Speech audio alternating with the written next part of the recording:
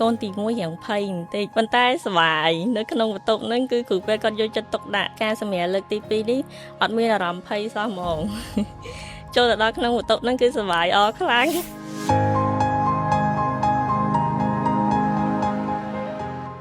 បើនិយាយពីដំបងឡាយគឺនិយាយដល់ការសម្រាលកូនទងន់កូនទី1វិញទងន់កូនទី1ហ្នឹងគឺដំបងខ្ញុំមកសាកសួរព័ត៌មានសិនទេដល់ពេលយើងសាកសួរព័ត៌មានទៅក៏ចាប់ផ្ដើមពិនិត្យផ្ទៃពោះតែពេលយើងចូលមកគឺទាំងបុគ្គលិកទាំងគ្រូពេទ្យអីគឺគាត់មានភាពរុះរាយហើយនិយាយទៅមើលថែយើងកក់ក្ដៅចា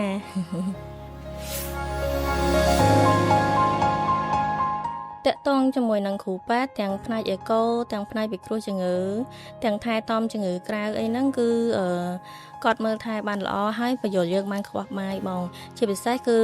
អ្នកគ្រូពេទ្យដែលគាត់ពិគ្រោះជំងឺគាត់សួរនាំយើងហើយពេលដែលយើងមានចង្អល់អីគឺអាចសួរនាំគាត់បានទាំងអស់ហើយអ្វីដែលសំខាន់ពេលដែលយើងអស់ចង្អល់ហើយគាត់នៅតែសួរយើងទៀតខ្លាចយើងអត់យល់ឬក៏អត់ច្បាស់ថងណាមួយ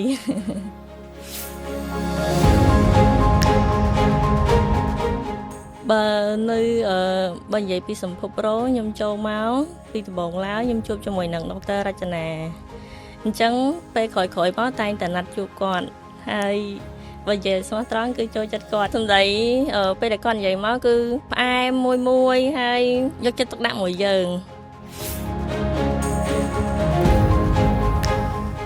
តកតងជាមួយនឹងការសម្រាលមកដល់ថ្ងៃនេះខ្ញុំមានបទពិសោធន៍2ដងហើយ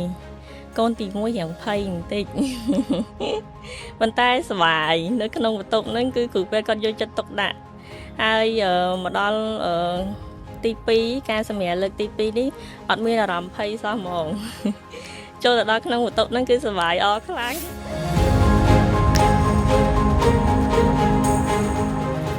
និយាយទៅកន្លងពេលតាំងពីតងន់មកគឺ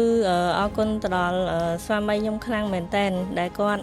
បានមើលថែនិយាយទៅអត់ឲ្យយើងពិបាកអីទាំងការងារទាំងអីគឺអត់មានទាំងផ្លូវចិត្តអីគឺអត់មានទេមើលថែបានល្អទាំងមួយម៉ាត់ទៀតទាំងអាហារញ៉ាំអីគឺគាត់រៀបចំឲ្យទាំងអស់